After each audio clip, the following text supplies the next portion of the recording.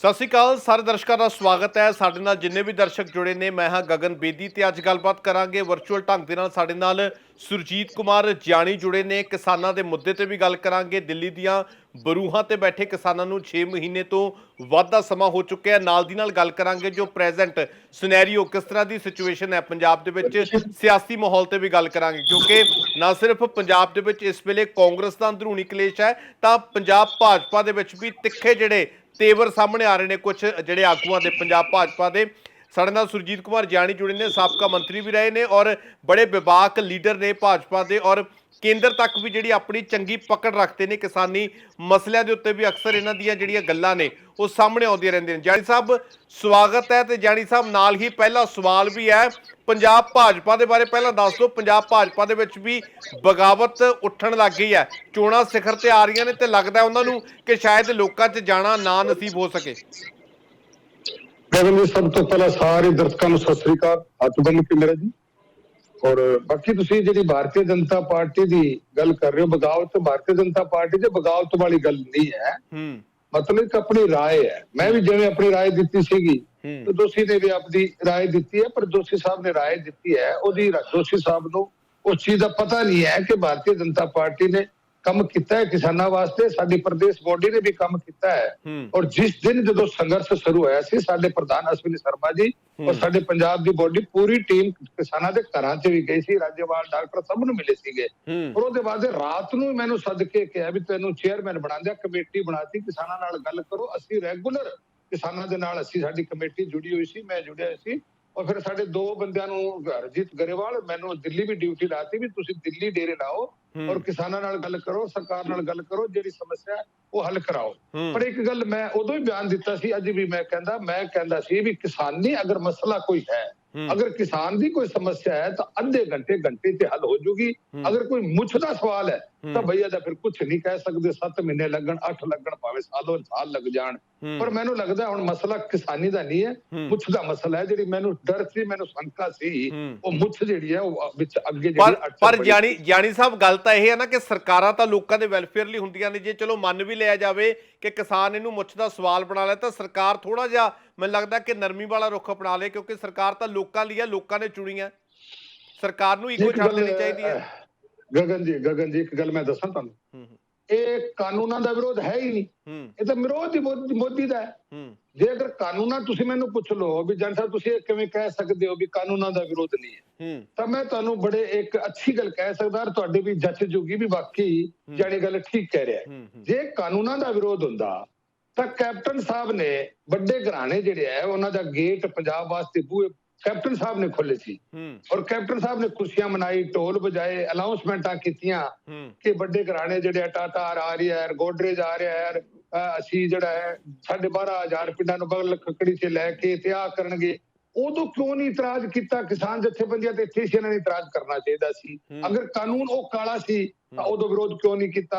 ਔਰ ਦੂਸਰਾ, ਜਿਹੜੀ 13 ਦੇ ਵਿੱਚ ਸਾਡੀ ਸਰਕਾਰ ਸੀ, ਲਾਇੰਸ ਦੇ ਵਿੱਚ ਬਾਦਲ ਸਾਹਿਬ ਦੇ ਨਾਲ, ਤਾਂ ਕੰਟੈਕਟ ਫਾਰਮ ਵੀ ਅਸੀਂ ਪਾਸ ਕੀਤੀ ਸੀ, ਫਿਰ ਉਦੋਂ ਕਿਉਂ ਨਹੀਂ ਸ਼ੋਰ ਕੀਤਾ? ਗੱਲਾਂ ਤਾਂ ਦੋ ਹੀ, ਕਾਨੂੰਨ ਤਾਂ ਦੋ ਹੀ ਹੈ ਨਾ ਜੀ। ਪਰ ਜਾਣੀ ਸਾਹਿਬ ਤਿੰਨ ਕਾਨੂੰਨ ਨਹੀਂ ਹੈ। ਜਾਣੀ ਸਾਹਿਬ ਇਹ ਵੀ ਚੀਜ਼ ਮੰਨਦੇ ਹੋ ਕਿ ਚਲੋ ਜੋ ਵੀ ਚੀਜ਼ਾਂ ਤੁਸੀਂ ਕਹਿ ਰਹੇ ਹੋ, ਜਿਹੜੇ ਵੀ ਪੱਖ ਤੁਸੀਂ ਕਹਿ ਰਹੇ ਹੋ, ਪਰ ਤੁਹਾਨੂੰ ਲੱਗਦਾ ਕਿ ਜਿਹੜੀਆਂ ਚੀਜ਼ਾਂ ਨੇ ਇਹ ਚੀਜ਼ਾਂ ਸਹੀ ਢੰਗ ਨਾਲ ਤੁਸੀਂ ਵੀ ਸਮਝਾ ਨਹੀਂ ਪਾਏ ਪੰਜਾਬ ਭਾਜਪਾ ਦੀ? ਚਾਹੇ ਗੱਲ ਲੈ ਲਓ, ਕਿਸਾਨਾਂ ਤੱਕ ਸਹੀ ਢੰਗ ਦੇ ਨਾਲ ਇਹ ਚੀਜ਼ ਜਾ ਹੀ ਨਹੀਂ ਪਾਈ, ਉਹਨਾਂ ਤੱਕ ਕੇਟਰ ਹੀ ਨਹੀਂ ਹੋ ਪਾਈ। ਇੱਕ ਗੱਲ ਮੇਰੀ ਸੁਣ ਲਓ, ਇੱਕ ਕਾਨੂੰਨਾਂ ਦਾ ਵਿਰੋਧ ਨਹੀਂ ਹੈ, ਇਹਦੇ ਪਿੱਛੇ ਬਹੁਤ ਵੱਡੀ ਸਾਜ਼ਿਸ਼ ਹੈ, ਔਰ ਸਾਜ਼ਿਸ਼ ਦੂਸਰੇ ਦੇਸ਼ਾਂ ਦੀ ਹੈ। ਇਹ ਪਰਦਾ ਜਿਹੜਾ ਬੜਾ ਜਲਦੀ ਚੱਕਿਆ ਜਾਣ ਵਾਲਾ ਹੈ। ਮੈਂ ਤੁਹਾਨੂੰ ਕਹਿ ਜਾਂ ਕਿ ਅਗਰ ਕਾਨੂੰਨਾਂ ਦਾ ਵਿਰੋਧ ਹੁੰਦਾ ਤਾਂ ਉਦੋਂ ਹੀ ਹੁੰਦਾ। ਦੇਖੋ ਜਥੇਬੰਦੀਆਂ ਉੱਥੇ ਗਈਆਂ ਨੇ, ਫੰਡਿੰਗ ਕਿੱਥੋਂ ਹੋ ਰਹੀ ਹੈ? ਦੇਖੋ ਮੈਂ ਸਾਫ਼ ਕਹਿਣ ਤੇ ਕੋਈ ਇਤਰਾਜ਼ ਨਹੀਂ ਹੈ, ਔਰ ਜਿਹੜੀ ਮੈਂ ਗੱਲ ਕਹਿ ਰਿਹਾ ਇਹ ਕੱਲ ਨੂੰ ਗੱਲ ਇਹ ਅੱਗੇ ਆਣੀ ਹੈ। ਮੈਂ ਜਦੋਂ ਕਿਹਾ ਸੀ ਜੇਕਰ ਕਿਸਾਨਾਂ ਦਾ ਕੋਈ ਮਸਲਾ ਹੈ ਤਾਂ ਉਹਦੇ 1 ਘੰਟੇ ਚੱਲਾਉਂਦਾ ਹੈ ਕਿਸਾਨ ਪੱਖੀ, ਕਿਸਾਨ ਹਿੱਤ ਦੇ ਵਿੱਚ ਸੈਂਟਰ ਸਰਕਾਰ। ਔਰ ਆਹ ਤੁਸੀਂ ਦੇਖ ਸਕਦੇ ਹੋ ਕਿ 75-76 ਸਾਲ ਦੇ ਵਿੱਚ ਅਗਰ ਕਿਸਾਨਾਂ ਦੇ ਵਾਸਤੇ ਕੰਮ ਕੀਤਾ ਤਾਂ ਕਾਂਗਰਸ ਨੇ ਨਹੀਂ ਕੀਤਾ। ਅਟਲ ਬਿਹਾਰੀ ਵਾਜਪਾਈ 6 ਸਾਲ ਰਹੇ ਸੀ, ਉਹਨਾਂ ਨੇ ਕਿਸਾਨਾਂ ਦਾ ਕੰਮ ਕੀਤਾ, ਔਰ ਕਿਸਾਨਾਂ ਨੂੰ ਕਰਜ਼ੇ ਤੋਂ ਬਾਹਰ ਲਿਆਉਣ ਵਾਸਤੇ ਗੋਲਡ ਕਾਰਡ ਔਰ ਕ੍ਰਿਸ਼ੀ ਕਾਰਡ ਔਰ ਮਹਿੰਗਾਈ ਔਰ ਜਿਹੜੀ ਹਰੇਕ ਚੀਜ਼ ਦੀ ਬਲੈਕ ਹੁੰਦੀ ਸੀ ਔਰ ਬੀਜ ਦੇ ਵਿੱਚ ਸੋਧ, ਕਾਂਗਰਸ ਨੇ ਕਦੇ ਕੁਝ ਨਹੀਂ ਕੀਤਾ। ਨਰਿੰਦਰ ਮੋਦੀ ਜੀ 6 ਸਾਲ ਦੀ ਸਰਕਾਰ ਦੇ ਵਿੱਚ ਅੱਜ 700 ਰੁਪਏ ਝੋਨਾ ਮੈਂ ਜ਼ਿਆਦਾ ਵੇਚ ਰਿਹਾ, ਕਣਕ ਮੈਂ ਜ਼ਿਆਦਾ ਵੇਚ ਰਿਹਾ। ਔਰ ਕਾਂਗਰਸ ਦੇ ਵਿੱਚ ਤਾਂ ਮਜ਼ਾਕ ਹੁੰਦਾ ਸੀ, ਇੰਦਰਾ ਗਾਂਧੀ ਦੇ ਇਹਨਾਂ ਦੇ ਰਾਜ ਦੇ ਵਿੱਚ ਤਾਂ 2 ਰੁਪਏ ਕੁਇੰਟਲ ਦੇ ਵਧਾਏ ਜਾਂਦੇ ਸੀ, ਕਦੇ 5। ਇਹ ਕਿਸਾਨ ਦਾ ਮਸਲਾ ਨਹੀਂ ਹੈ। ਅਗਰ ਕਿਸਾਨੀ ਦੀ ਗੱਲ ਹੈ ਤਾਂ ਅੱਧੇ ਘੰਟੇ ਚ ਹੁੰਦੀ ਹੈ। ਇਹ ਗੱਲ ਕਿੱਥੇ ਹੋਰ ਜਾ ਰਹੀ ਹੈ, ਇਹ ਸਮਝ ਨਹੀਂ ਆ ਰਹੀ ਕਿੱਧਰ ਜਾ ਰਹੀ ਹੈ। ਸਮਝ ਜਦੋਂ ਆ ਜਾਏਗੀ ਸਾਰਿਆਂ ਨੂੰ। ਮੈਂ ਦੱਸਾਂ ਤੁਹਾਨੂੰ ਇੱਕ ਗੱਲ ਮੈਂ ਕਹਿਣਾ ਚਾਹੁੰਦਾ, ਜਿੰਨਾ ਗੋਲੀ ਦਾ ਨੁਕਸਾਨ ਨਹੀਂ ਹੁੰਦਾ ਜਿੰਨਾ ਅੱਜ ਬੋਲੀ ਦਾ ਨੁਕਸਾਨ ਹੋ ਰਿਹਾ ਹੈ। ਅੱਜ ਪਤਾ ਨਹੀਂ ਕੌਣ ਲੋਕ ਕੀ ਬੋਲ ਰਹੇ ਨੇ, ਕਿਸੇ ਦੇ ਧਰਮ ਦੇ ਵਾਸਤੇ ਬੋਲ ਰਹੇ ਨੇ, ਕਿਸੇ ਵਿਸ਼ੇਸ਼ ਵਿਅਕਤੀ ਵਾਸਤੇ ਬੋਲ ਰਹੇ ਨੇ, ਕੋਈ ਕਿਸੇ ਤਰ੍ਹਾਂ ਉਹਦਾ ਕਿੰਨੇ ਦਿਲਾਂ ਨੂੰ ਠੇਸ ਲੱਗਦੀ ਹੈ। ਉਗਰਵਾਦ ਦੇ ਟਾਈਮ ਤੱਕ ਗੋਲੀ ਚਲਦੀ, ਚਲੋ ਇੱਕ ਮਰਦਾ ਦੋ ਮਰਦਾ, ਇਹ ਬੋਲੀ ਜਿੰਨੀ ਮਾੜੀ ਮੀਡੀਆ ਰਾਹੀਂ ਜਿਹੜੀ ਬੋਲੀ ਜਾ ਰਹੀ ਹੈ, ਕਿੰਨੇ ਲੋਕ ਇਹਦੇ 'ਚ ਹਤਾਸ਼ ਹੋ ਰਹੇ ਨੇ। ਠੀਕ ਹੈ, ਤਾਂ ਜਾਨੀ ਸਾਹਿਬ ਇੱਕ ਪੱਖ ਇਹ ਵੀ ਹੈ, ਤੁਸੀਂ ਕਿਹਾ ਕਿ ਬੜੀ ਤਰ੍ਹਾਂ ਦੇ ਉੱਥੇ ਕਈ ਤਰ੍ਹਾਂ ਦੀ ਕੌਨਸਪੀਰੇਸੀ ਦੀ ਤੁਸੀਂ ਗੱਲ ਕਹੀ ਹੈ, ਪਰ ਇਹ ਵੀ ਗੱਲ ਹੈ ਨਾ ਕਿ ਸਾਰੀਆਂ ਜਿਹੜੀਆਂ ਏਜੰਸੀਆਂ ਨੇ ਉਹ ਤਾਂ ਤੁਹਾਡੇ ਕੋਲ ਹੀ ਨੇ, 6 ਮਹੀਨੇ ਤੋਂ ਵੱਧ ਦਾ ਸਮਾਂ ਹੋ ਗਿਆ, ਕੋਈ ਪੜਤਾਲ ਕਰਾ ਲੈਂਦੇ ਜਾਂ ਕੁਝ ਵੀ ਕਰਾ ਲੈਂਦੇ ਤਾਂ ਉਹ ਵੀ ਇੱਕ ਪੱਖ ਹੈ। ਇੱਕ ਇਹਦਾ ਵੀ ਜਵਾਬ ਦੇ ਦਿਓ, ਕਿਸਾਨ ਕਈ ਚੀਜ਼ਾਂ ਕਹਿ ਰਹੇ ਨੇ ਤਾਂ ਹੁਣ ਤਾਂ ਕਿਸਾਨਾਂ ਵੱਲੋਂ ਪਹਿਲ ਵੀ ਕਰ ਦਿੱਤੀ ਗਈ ਹੈ, ਚਿੱਠੀ ਵੀ ਲਿਖ ਦਿੱਤੀ ਗਈ ਹੈ ਔਰ ਮੈਨੂੰ ਲੱਗਦਾ ਕਿ ਮਹੀਨੇ ਤੋਂ ਉੱਤੇ ਦਾ ਸਮਾਂ ਹੋ ਚੱਲਿਆ, ਅਜੇ ਤੱਕ ਕੋਈ ਜਵਾਬ ਨਹੀਂ ਆਇਆ। ਉਹਨਾਂ ਨੇ ਤਾਂ ਤੁਹਾਡੇ ਵੱਲ ਸਿੱਟਤੀ ਗੇਂਦ, ਤੁਹਾਡੇ ਪਾਲੇ 'ਚ ਸਿੱਟਤੀ। ਸਾਡੇ ਪਾਲੇ ਸੈਂਟਰ ਦੇ ਪਾਲੇ 'ਚ ਗੇਮ ਨਹੀਂ ਹੈ, ਇਹ ਫੈਸਲੇ ਦੀ ਗੇਮ ਕਿਸਾਨਾਂ ਦੇ ਪਾਲੇ 'ਚ ਪਈ ਹੈ। ਔਰ ਉਹਨਾਂ ਨੇ ਕੀਤਾ ਕੀ ਹੈ, ਇਹ ਤਾਂ ਕਹਿੰਦੇ ਆ ਯਸ ਔਰ ਨੋ, ਕਾਨੂੰਨ ਰੱਦ ਕਰੋ। ਔਰ ਸਰਕਾਰ ਨੇ ਹੱਥ ਬੰਦ ਕੇ कहता ਕਾਨੂੰਨ ਰੱਦ ਨਹੀਂ ਕਰ ਸਕਦੇ, ਰੱਦ ਵਰਗੀ ਗੱਲ ਕਰ ਸਕਦੇ ਆ। ਔਰ ਰੱਦ ਵਰਗੀ ਗੱਲ ਜਿਹੜਾ ਕਹਿੰਦੇ 2.5 ਸਾਲ 2 ਸਾਲ ਹੋਲਡ ਕਰ ਲੈਂਦੇ ਆ ਔਰ ਕਮੇਟੀ ਬਣਾ ਦਿੰਦੇ ਆ, ਕਮੇਟੀ ਹੋਰ ਟਾਈਮ ਲੈ ਲੈ, ਠੰਡੇ ਬਸਤੇ ਤੇ ਗਈ, ਬੜੇ ਕਾਨੂੰਨ ਠੰਡੇ ਬਸਤੇ ਤੇ ਪਿਆ, ਫਿਰ ਜਿੱਦ ਕਿਉਂ ਹੈ? ਦੱਸੋ ਮੈਨੂੰ। ਕਿਸਾਨ ਕਹਿੰਦੇ ਕਿ ਉਹ ਕਹਿੰਦੇ 2024 ਤੱਕ ਹੋਲਡ ਤੇ ਪਾ ਦੋ। ਗगन जी, ਜਦੋਂ ਸਰਕਾਰ ਨੇ ਕਹਿਤਾ ਕਿ 2 ਸਾਲ ਹੋਲਡ ਕਰਦੇ ਆ ਤੇ ਬਾਕੀ ਕਮੇਟੀ ਬਣਾ ਕੇ ਹੋਰ ਟਾਈਮ ਲੈ ਲਵੇ, ਫਿਰ ਰਹਿ ਕੀ ਗਿਆ? ਤੇ ਸੁਪਰੀਮ ਕੋਰਟ ਨੂੰ ਲਿਖ ਕੇ ਦੇ ਦਿੰਦੇ ਆ। ਔਰ ਸੁਪਰੀਮ ਕੋਰਟ ਨੇ ਤਾਂ ਕਾਨੂੰਨ ਹੋਲਡ 'ਚ ਕਰ ਰੱਖੇ ਨੇ। ਇਹ ਕਾਹਦੇ ਵਾਸਤੇ ਬੈਠੇ ਨੇ ਉੱਥੇ, ਮੈਨੂੰ ਦੱਸੋ ਕਾਹਦੇ ਵਾਸਤੇ ਬੈਠੇ ਨੇ? ਜਦੋਂ ਹੋਲਡ ਕਰ ਹੀ ਰੱਖਿਆ, ਕਾਨੂੰਨ ਕਿਹੜਾ ਲੱਗੂਗਾ? ਫਿਰ ਕਾਨੂੰਨ ਕਿਹੜਾ ਮਾੜਾ ਹੈ ਆ ਦੱਸੋ? ਕੰਟੈਕਟ ਫਾਰਮਿੰਗ ਅਸੀਂ ਕਰਦੇ ਨਹੀਂ, ਮੇਰਾ ਤਾਂ ਦਾਦਾ ਹੀ ਕਰਦਾ ਸੀ, ਮੇਰਾ ਪਿਓ ਕਰਦਾ, ਅਸੀਂ ਵੀ ਕਰਦੇ ਆ। ਔਰ ਜਿਹੜੇ ਸਾਡੇ ਬਾਹਰ ਸਾਥੀ ਗਏ ਨੇ, ਤੇ ਫਿਰ ਜਾਨੀ ਸਾਹਿਬ ਕਿਸਾਨਾਂ ਨੂੰ ਕਿਉਂ ਨਹੀਂ ਸਮਝਾ ਪਾ ਰਹੇ? ਇਹ ਸਾਰੀਆਂ ਚੀਜ਼ਾਂ ਨੇ, ਤੁਹਾਡੇ ਕੋਲ ਤਾਂ ਸਾਰੀ ਮਸ਼ੀਨਰੀ ਹੈ, ਮਾਹਰ ਵੀ ਨੇ। ਮੈਂ ਦੇਖੋ ਗੱਲ ਕਰਦੇ, ਮੈਂ ਨਾ ਮਾਨੂੰ ਅਗਰ ਸਮਝਣ ਦੇ ਪਾਸੇ ਜਾਈਏ ਹੀ ਨਾ। ਤੁਸੀਂ ਗੱਲ ਕਹਿੰਦੇ ਹੋ ਸਮਝਾ ਨਹੀਂ ਰਹੇ। ਹਰਿਆਣੇ ਦੇ ਮੁੱਖ ਮੰਤਰੀ ਨੇ ਪ੍ਰੋਗਰਾਮ ਰੱਖੇ ਸੀ ਵੀ ਅਸੀਂ ਕਾਨੂੰਨਾਂ ਦੀ ਗੱਲ ਕਰਾਂਗੇ, ਸਟੇਜ ਤੋਂ ਲੋਕਾਂ ਨੂੰ ਸਮਝਾਵਾਂਗੇ। ਇਹਨਾਂ ਨੇ ਹੈਲੀਕਾਪਟਰ ਨਹੀਂ ਉਤਰਨ ਦਿੱਤਾ ਤੇ ਸਟੇਟ ਉਖਾੜਤਾ। ਸਾਡੇ ਲੋਕਾਂ ਨੂੰ ਕਹਿੰਦੇ ਆ ਕਿ ਅਸੀਂ ਭਾਰਤੀ ਜਨਤਾ ਪਾਰਟੀ ਨੂੰ ਪਿੰਡਾਂ 'ਚ ਨਹੀਂ ਵੜਨ ਦਿਆਂਗੇ। ਉਹ ਤੁਸੀਂ ਦੱਸੋ ਕਿ ਸਾਡੀ ਕੋਈ ਗੱਲ ਸਾਨੂੰ ਵੜ ਨਾ ਦੇਣ, ਸਾਨੂੰ ਸੁਣਨਾ। ਅਸੀਂ ਦੇਖੋ ਕਿਸਾਨਾਂ ਦੇ ਹਿੱਸੇ ਹਾਂ ਔਰ ਅਸੀਂ ਬੜਾ ਕੁਝ ਬਰਦਾਸ਼ਤ ਕੀਤਾ, ਕਰ ਰਹੇ ਹਾਂ। ਕਰ ਕਿਉਂ ਰਹੇ ਹਾਂ? ਕਿ ਕਿਸਾਨ ਸਾਡੇ ਨੇ।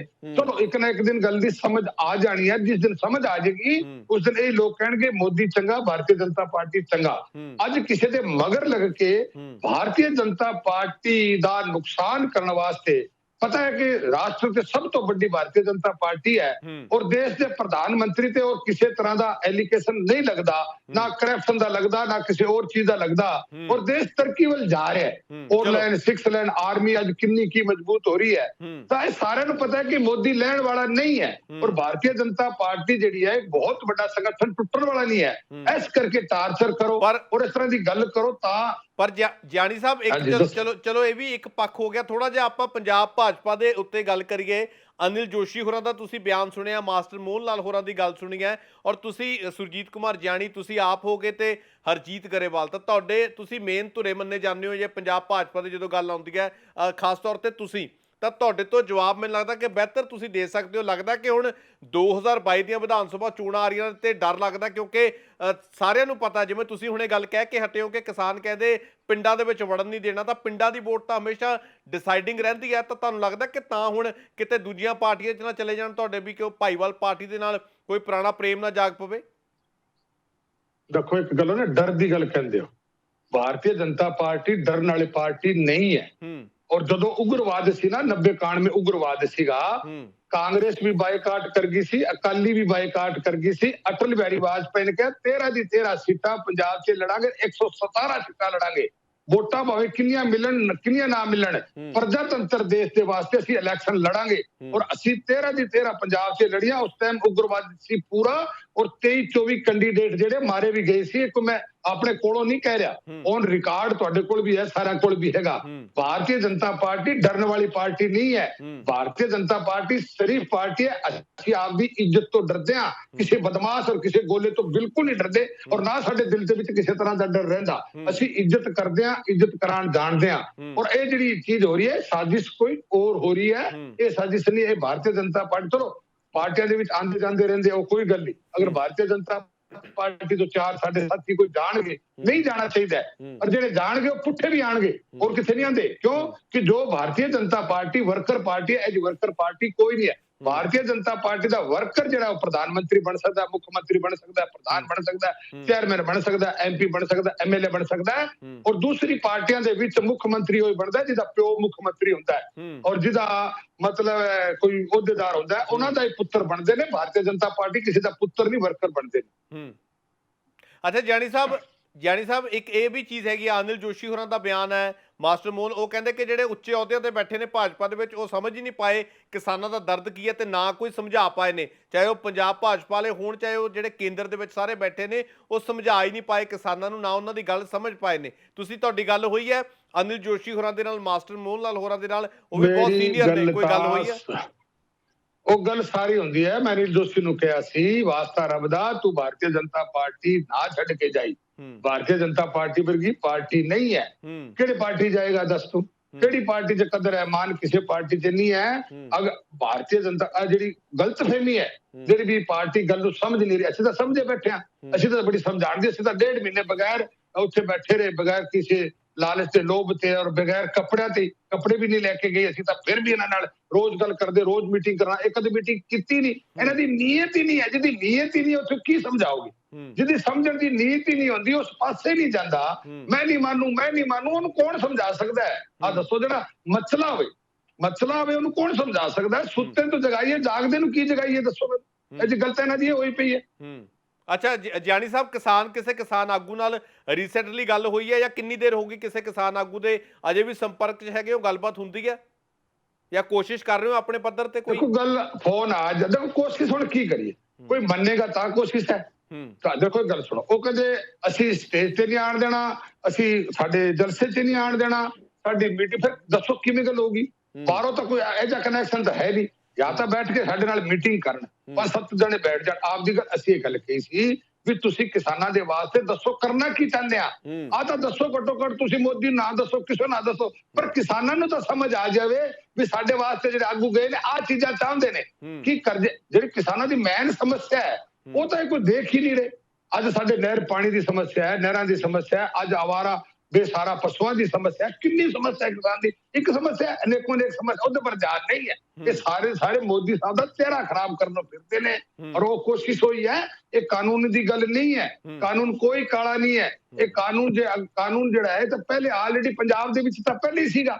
ਜਦੋਂ ਕਿਉਂ ਨਹੀਂ ਵਿਰੋਧ ਕੀਤਾ? ਉਦੋਂ ਵਿਰੋਧ ਕਰਦੇ ਸਮਝ ਆ ਜਾਂਦੀ। ਮੋਦੀ ਸਾਹਿਬ ਨੇ ਅਗਰ ਕਾਨੂੰਨ ਬਣਾਇਆ ਨਾ, ਪੰਜਾਬ ਨੂੰ ਦੇਖ ਕੇ ਬਣਾਇਆ, ਔਰ ਪੰਜਾਬ ਦੇ ਵਿੱਚ ਕਾਨੂੰਨ ਉਹਦੇ ਨਾਲ ਚੰਗਾ ਬਣਾਇਆ, ਕਿਸਾਨ ਹਿੱਤ ਵਿੱਚ ਬਣਾਇਆ। ਉਹ ਤੁਸੀਂ ਪੜ੍ਹੋ ਤਾਂ ਸਹੀ, ਦੇਖੋ ਸਹੀ। ਕੋਈ ਸਮਝਣ ਦੀ ਕੋਸ਼ਿਸ਼ ਨਹੀਂ ਕਰਦਾ, ਕੋਈ ਗੱਲ ਨਾ ਕਿਸੇ ਦੀ ਸੁਣਦਾ ਹੈ।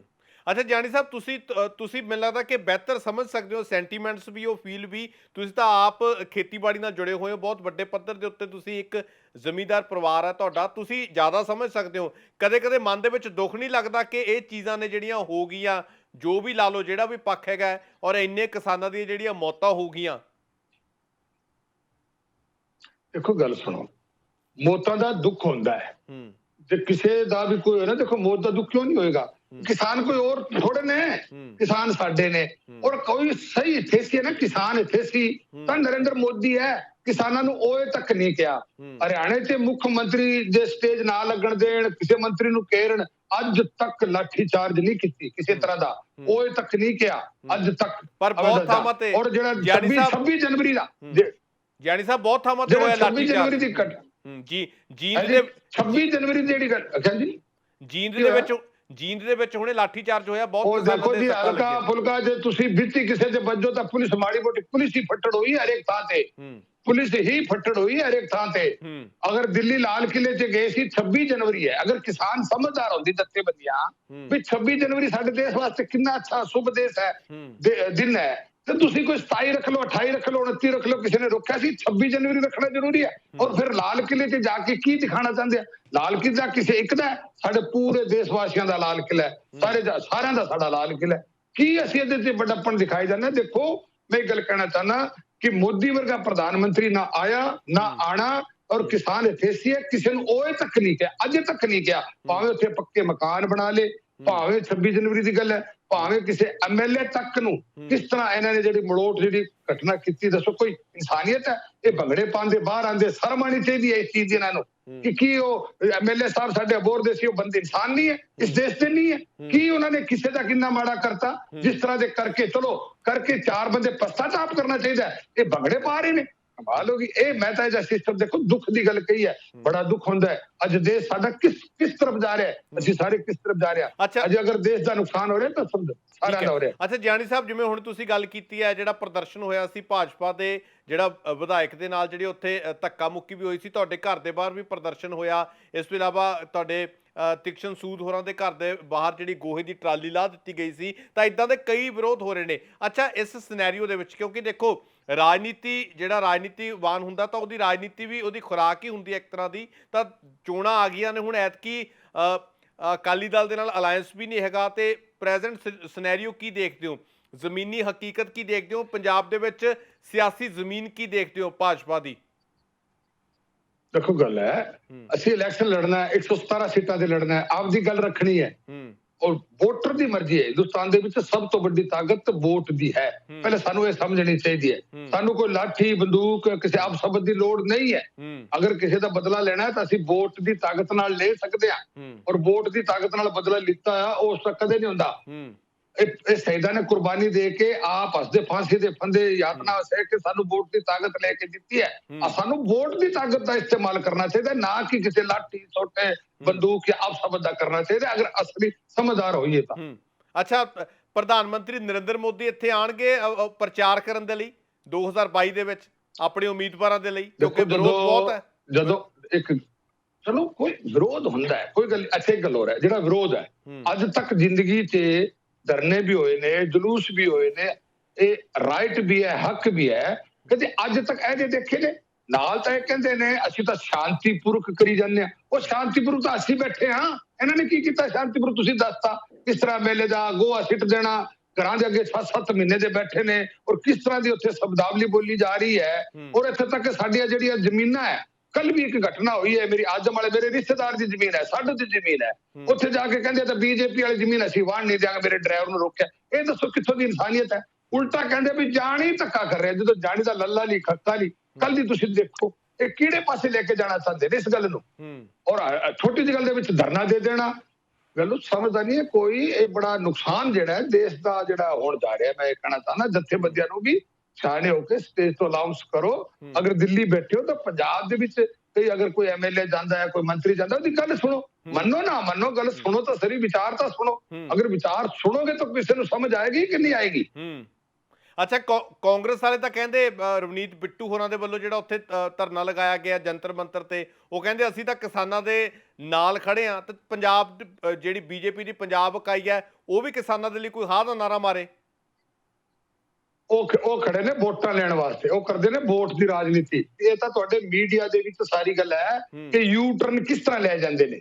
ਪਰ ਜਾਨੀ ਸਾਹਿਬ ਵੋਟ ਦੀ ਰਾਜਨੀਤੀ ਤਾਂ ਸਾਰੇ ਪਾਸੇ ਹੀ ਹੈ ਨਾ। ਪ੍ਰਧਾਨ ਮੰਤਰੀ ਨਰਿੰਦਰ ਮੋਦੀ ਵੀ ਜਿਹੜਾ ਪੱਛਮੀ ਬੰਗਾਲ ਦੀਆਂ ਵੋਟਾਂ ਵੇਲੇ ਉੱਥੇ ਗਏ ਰਹੇ ਨੇ, ਤਾਂ ਕਿੰਨਾ ਕਰੋਨਾ ਜਦੋਂ ਉਸ ਤੋਂ ਬਾਅਦ ਕਿੰਨਾ ਜ਼ਿਆਦਾ ਵਿਸਫੋਟ ਹੋਇਆ, ਹਾਲਾਂਕਿ ਉਦੋਂ ਅਵੋਇਡ ਹੋ ਸਕਦਾ ਸੀ। ਚਲੋ ਇਹ ਇੱਕ ਵੱਖਰਾ ਪੱਖ, ਇਹ ਇੱਕ ਵੱਖਰਾ ਪੱਖ ਹੈ, ਠੀਕ ਹੈ, ਚਲੋ ਇਹ ਇੱਕ ਵੱਖਰਾ ਪੱਖ ਆ, ਆਪਾਂ ਇਹਦੇ ਬਾਰੇ ਨਹੀਂ ਕੋਈ ਬਹੁਤਾ ਡਿਸਕਸ ਕਰਦੇ। ਬੜੇ ਲਾਸਟ ਦੇ 1-2 ਸਵਾਲ ਹੈਗੇ ਨੇ ਜਾਨੀ ਸਾਹਿਬ। ਇੱਕ ਤਾਂ 2022 ਦੀਆਂ ਚੋਣਾਂ ਨੇ, ਤੁਸੀਂ ਗੱਲ ਕਹਿਤੀ ਕਿ 117 ਦੀਆਂ 17 ਸੀਟਾਂ ਤੇ ਲੜਨਾ ਹੈ, ਤਾਂ ਮੇਰਾ ਇੱਕ ਜਵਾਬ ਤੁਸੀਂ ਦਿੱਤਾ ਨਹੀਂ। ਮੈਂ ਕਿਹਾ ਪ੍ਰਧਾਨ ਮੰਤਰੀ ਨਰਿੰਦਰ ਮੋਦੀ ਆਣਗੇ ਪੰਜਾਬ ਦੇ ਵਿੱਚ, ਕਿਉਂਕਿ ਦੇਖੋ ਵਿਰੋਧ ਬਹੁਤ ਵੱਡੇ ਪੱਧਰ ਤੇ ਹੈ ਤੇ ਪ੍ਰੋਟੋਕਾਲ ਵੀ ਹੁੰਦਾ ਹੈ ਪ੍ਰਧਾਨ ਮੰਤਰੀ ਦਾ, ਲੱਗਦਾ ਕਿ ਇੱਥੇ ਆਣਗੇ ਉਮੀਦਵਾਰਾਂ ਦਾ ਪ੍ਰਚਾਰ ਕਰਨ? ਇੱਕ ਗੱਲ ਉਹ ਮੇਰੀ ਗੱਲ ਸੁਣੋ ਗਗਨ ਜੀ, ਹਾਂਜੀ, ਦੇਸ਼ ਦੇ ਪ੍ਰਧਾਨ ਮੰਤਰੀ ਕਿੱਥੇ ਸਟੇਟ ਤੇ ਇਲੈਕਸ਼ਨ ਉੱਥੇ ਜਾਣਗੇ, ਪੰਜਾਬ 'ਚ ਵੀ ਆਣਗੇ, ਔਰ ਉੱਥੇ ਤੱਕ ਕਿਤੇ ਨਾ 8 ਜਲਸੇ 9 ਜਲਸੇ, ਕਿਸੇ ਸਟੇਟ ਤੇ 20 ਜਲਸੇ ਕਰਨਗੇ। ਔਰ ਬੋਲੋ ਕਦੇ ਪ੍ਰਧਾਨ ਮੰਤਰੀ ਇਸ ਚੀਜ਼ ਤੋਂ ਨਹੀਂ, ਦੇਖੋ ਪਾਰਟੀ ਦਾ ਪ੍ਰਚਾਰ ਕਰਨਾ, ਵੋਟ ਮੰਗਣਾ ਸਾਡਾ ਰਾਈਟ ਹੈ, ਸਾਡਾ ਫਰਜ਼ ਹੈ, ਵੋਟ ਦੇਣਾ ਨਾ ਦੇਣਾ ਲੋਕਾਂ ਦਾ ਕੰਮ ਹੈ। ਤੇ ਜੇਕਰ ਵਿਰੋਧ ਚੱਲਣਾ ਪੈਂਦਾ ਕਿਸਾਨਾਂ ਦਾ ਤਾਂ ਉਹਦੇ ਲਈ ਵੀ ਤਿਆਰ ਹੋ। ਚਲੋ, ਤੇ ਜਾਨੀ ਸਾਹਿਬ ਇੱਕ ਨਵਾਂ ਅਸੀਂ ਵਿਰੋਧ ਕੋਈ ਨਵਾਂ ਥੋੜਾ ਚੱਲ ਰਿਹਾ, 8 ਮਹੀਨੇ ਦਾ ਵਿਰੋਧ ਹੀ ਚੱਲ ਰਿਹਾ, ਔਰ ਕਰ ਕੀ ਰਹੇ। ਅੱਛਾ ਜਾਨੀ ਸਾਹਿਬ, ਇੱਕ ਚੀਜ਼ ਹੋਰ, ਪੰਜਾਬ ਭਾਜਪਾ ਦੀ ਜਿਹੜੀ ਇਕਾਈ ਹੈ ਇਹਨਾਂ ਨੂੰ ਇਕੱਠੇ ਰੱਖਣ ਦੇ ਲਈ ਕੀ ਕੁਝ ਕੋਸ਼ਿਸ਼ਾਂ ਹੋ ਰਹੀਆਂ ਨੇ, ਕੀ ਕੁਝ ਮੰਥਨ ਹੋ ਰਿਹਾ? ਕੇਂਦਰੀ ਕਮਾਨ ਤੱਕ ਵੀ ਗੱਲ ਪਹੁੰਚ ਚੁੱਕੀ ਹੈ? ਅਨਿਲ ਜੋਸ਼ੀ ਹੋਰਾਂ ਦੇ ਵੱਲੋਂ ਜਿਹੜੇ ਸਵਾਲ ਚੁੱਕੇ ਗਏ ਨੇ, ਜਾਂ ਫਿਰ ਮਾਸਟਰ ਮੋਹਨ ਲਾਲ ਬਹੁਤ ਸੀਨੀਅਰ ਲੀਡਰ ਨੇ ਤੁਹਾਡੇ, ਔਰ ਅਸ਼ਵਨੀ ਸ਼ਰਮਾ ਹੋਰਾਂ ਦੇ ਵੱਲੋਂ ਤਾਂ ਇੱਥੋਂ ਤੱਕ ਕਹਿ ਦਿੱਤਾ ਗਿਆ ਕਿ ਹੁਣ ਤੁਸੀਂ ਜਿਹੜਾ ਹੈਗਾ ਦਾਦੇ ਦੇ ਰੋਲ ਦੇ ਵਿੱਚ ਆ ਜਾਓ, ਅਡਵਾਨੀ ਸਾਹਿਬ ਵਾਲੀ ਭੂਮਿਕਾ ਨਿਭਾਓ, ਮਾਰਗਦਰਸ਼ਨ ਕਰੋ। ਉਹ ਕਹਿੰਦੇ ਮੈਂ ਤਾਂ 12 ਸਾਲ ਤੋਂ ਅਗਿਆਸ ਬਾਤ ਦੇ ਵਿੱਚ ਆ।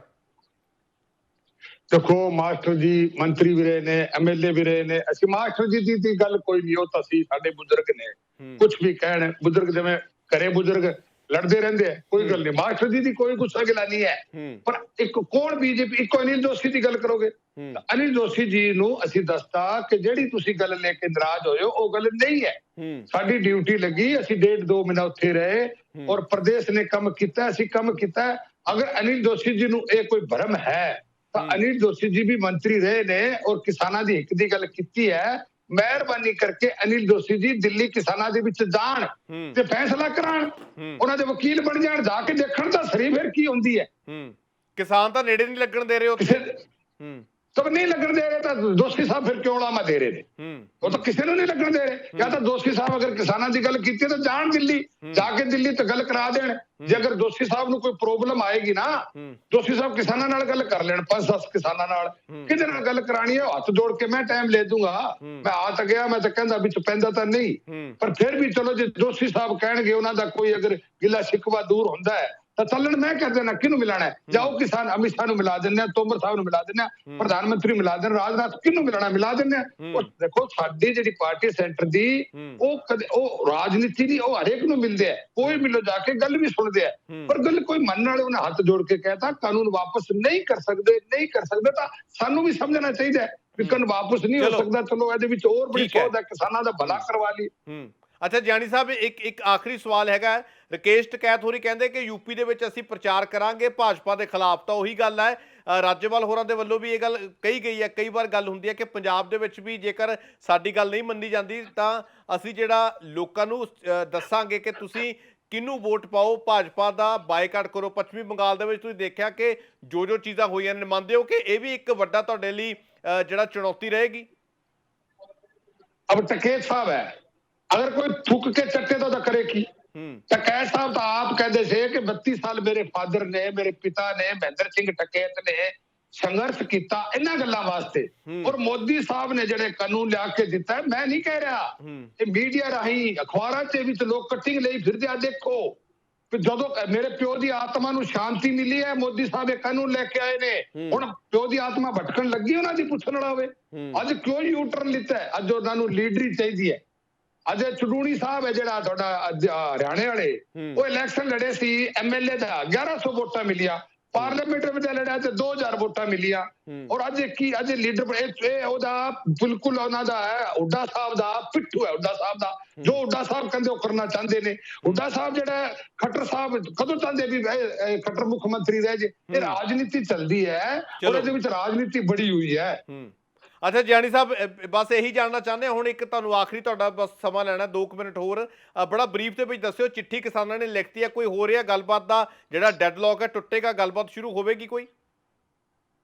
ਕਿਸਾਨਾਂ ਨੇ ਚਿੱਠੀ ਲਿਖਤੀ, ਇੱਕ ਵਾਰੀ ਡੈਡਲੌਕ ਵਿਚਾਲੇ ਆ ਗਿਆ ਸੀ। ਮੈਂ ਜਦੋਂ ਦਿੱਲੀ ਸੀਗਾ, ਮੈਨੂੰ ਬੁੱਟਾ ਸਿੰਘ ਬੁਰਜਗੁਰ ਨੇ ਕਿਹਾ ਸੀ ਕਿ ਦੇਖੋ ਜੱਟ ਸਾਹਿਬ ਮੀਟਿੰਗ ਕਰਾਓ।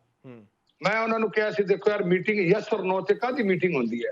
ਤੁਸੀਂ ਕਹਿੰਦੇ ਯੈਸ ਕਰੋ ਜਾਂ ਨੋ ਕਰੋ ਤਾਂ ਕੋਈ ਮੀਟਿੰਗ ਦਾ ਮਹੱਤਵ ਨਹੀਂ ਰਹਿ ਜਾਂਦਾ, ਨਾ ਹੀ ਮੀਟਿੰਗ ਇਸ ਚੀਜ਼ ਤੇ ਕੋਈ ਹੋ ਸਕਦੀ ਹੈ।